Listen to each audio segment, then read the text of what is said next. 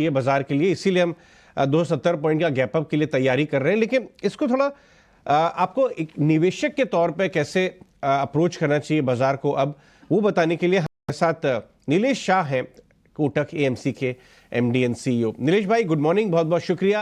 एक जबरदस्त आउटकम हमने स्टेट इलेक्शन में देखा, जिसकी बाजार को उम्मीद नहीं थी, एकदम भी अंदेशा नहीं था, इसीलिए गैप अप नजर आ रहा है। लेकिन हम 4-6 महीने की बात करें अगर, क्योंकि बाजार फॉरवर्ड लुकिंग एनिमल है, ये 2024 के विन को भी या उसको फैक्टर इन करना पहले शुरू करेगा बाजार के लिए। और इकोनॉमिक मोमेंटम के लिए आप इस प्रचंड जो अभूतपूर्व देखा है हमने उनकी जीत बीजेपी की, उसको कैसे देखते हैं? अजय भाई, अगर आप देखें तो एक कहावत है, when bad news comes they never come alone, they come in battalion। Bharat के लिए यह कहावत उल्टी हो गई है। अब कहावत भारत के लिए यह है कि when good news comes it never comes alone, it comes in battalion। पहले देखिए, ऑयल के दाम ट्रिपल डिजिट में जाने की संभावना थी, सऊदी प्रोडक्शन कट के ऊपर प्रोडक्शन कट कर रहा है, फिर भी ऑयल के दाम 80-85 के आसपास है।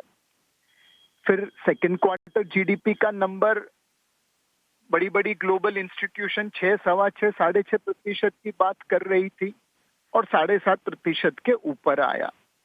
तीसरा, मार्केट ने ऑलरेडी गवर्नमेंट कंटिन्यूटी डिस्काउंट करके रखी थी, बट अब स्टेट इलेक्शन के नतीजों ने उनको और कंफर्मेशन दे दिया और एक उम्मीद जताई है कि आने वाले समय में सरकार और भी रिफॉर्म्स करेगी और भारत की ग्रोथ रेट जो आज मिड सिंगल डिजिट में है, उसे हाई सिंगल डिजिट या डबल डिजिट तक लेके जाएगी।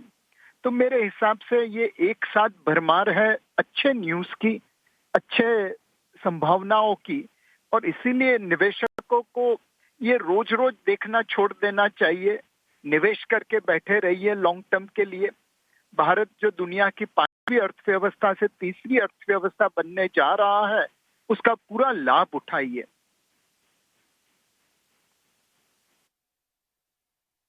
नीलेश भाई, हम ये बात बिल्कुल आपकी ठीक है कि रोज रोज ना देखें, बने रहें, 5वीं से 3री अर्थव्यवस्था का फायदा भी उठाएं, लेकिन कैसे, किस जगह पर इन्वेस्ट करके? बहुत सारी चीज़ें महंगी हो गई हैं सर, हम इस चीज़ से ग्रस्त रहते हैं कि ज़्यादा चीज़ें चल जाएं तो फिर खरीदी नहीं जाती। अजय भाई, मेरे हिसाब से एक चीज है, आप एसआईपी करिए। मार्केट में उतार चढ़ाव तो आते रहेंगे, बट जिस तरह से हमारी कॉर्पोरेट इंडिया परफॉर्म कर रही है, इकोनॉमी परफॉर्म कर रही है, उस तरह से ये विश्वास जरूर आता है कि एसआईपी के returns over a long term काफी अच्छे रहेंगे। दूसरी चीज है कि आप क्वालिटी स्टॉक्स लीजिए, कचरा स्टॉक मत लीजिए। क्वालिटी स्टॉक अगर महंगे भी आ गए, ज्यादा से ज्यादा नुकसान होगा वो 6 महीने 12 महीने के रिटर्न का होगा। कचरा स्टॉक ले लिया तो जिंदगी भर गले में पड़ा रहेगा, कोई खरीदेगा नहीं आपसे। तो इस वक्त एसआईपी के ऊपर फोकस करिए और अपने पोर्टफोलियो की क्वालिटी पे ध्यान दीजिए। शॉर्ट टर्म परफॉर्मेंस की जगह पे लॉन्ग टर्म पोटेंशियल के ऊपर ध्यान दीजिए। ऑलराइट, मॉर्निंग नीलेश, बिल्कुल अच्छे क्वालिटी स्टॉक्स लेने चाहिए। इस बात पर व्यूअर्स को फिर से याद दिलाने के लिए बहुत बहुत शुक्रिया। लेकिन नीलेश, क्योंकि बहुत समय से हमने देखा था कि मिड कैप स्मॉल कैप चलते और लार्ज कैप्स अंडर परफॉर्म कर रहे थे, और अब नरेटिव बहुत समय से बना हुआ था कि वहां पर वैल्यूएशन काफी अट्रैक्टिव हो गई है। So going into the main elections, आपको लगता है कि यहाँ से लार्ज कैप में जबरदस्त रैली आ सकती है, एफआईज भी वापस आएंगे, तो फिर से इन पॉकेट्स को ध्यान देना चाहिए? हम लोग इस वक्त एक प्रीमियम वैल्यूएशन पे ट्रेड कर रहे हैं। Yes, mid and small cap में बहुत अच्छी तेजी आई है, लार्ज कैप में कम आई है, तो एक बहुत जबरदस्त तेजी शायद मुश्किल हो। बट क्या यहाँ से मार्केट अच्छा रिटर्न दे सकता है, रियल रिटर्न दे सकता है, महंगाई से अच्छा परफॉर्मेंस दे सकता है? Undoubtedly yes.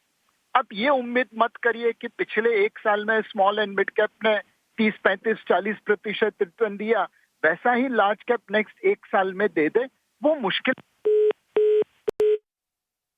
ऑलराइट, बिल्कुल शुक्रिया नीलेश जी आज समय देने के लिए और ये सारी बातें हमसे करने के लिए।